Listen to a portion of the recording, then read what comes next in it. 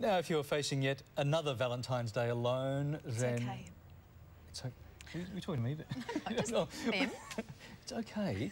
You're probably asking yourself, why are you single? It's okay. According to our next guest, there are 15 key mistakes that you're probably making, not that it's your fault, and are ruining your romantic chances. John Aiken is a psychologist and an author. He joins us now. Hi, John.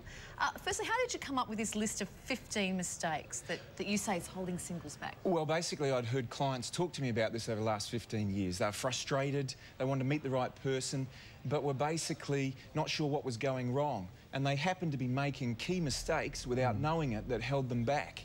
All right, let's talk about a couple of the mistakes. You're saying putting exercise before love. Yeah, that's right, yeah. And look, I had first-hand experience of this. I tried to date someone once who was a fitness junkie. And I got tired of being fit in around her gym classes, a carb-free diet and her strict curfews at night. And I realised this is not going anywhere, you know. And so if you've got obstacles that you're putting up unknowingly, you need to look at yourself and tear them down.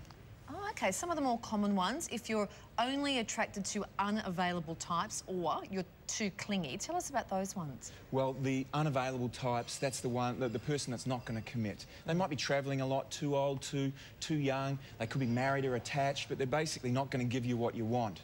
And the too clingy type, well, that's when you text too much, you're phoning too often, you want to meet their friends and family all the time, you want to talk about your feelings early on in the dating process. These are symptoms that are saying, hey, look, you need to change the way in which you're going after that someone special. All right, what about those singles who tell you, you know, there's no one out there, all the good ones are taken? What's the mistake they're making? That's the key mistake of having a negative attitude. Oh, and it is because you hear this one a lot. Yeah, and also, look, you know, people find me too intimidating, or, you know, what's the point? Time's marched on, I've been left behind. These sorts of mindsets, if you're carrying those around, it's not going to happen. Okay, so we've identified some of the problems. I'm either too clingy or attracted to unavailable people or whatever. What's the process you should do once you've identified that you're making some of these mistakes?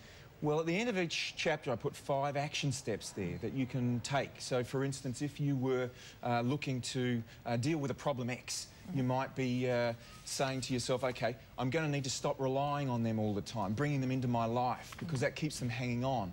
And I might need also to stop trying to save them and look after their feelings and let them start moving on. So having action steps to be able to change the way you act as a single person is vital. Okay. All right, John, thank you very much for that. That's good advice ahead of Valentine's Day. Yeah, absolutely. And you can read all about the 15 mistakes that ruin romance in John's book, Accidentally Single. It's available in bookstores now. It's okay. Well, it is okay. You don't have to get the chocolates and the flowers.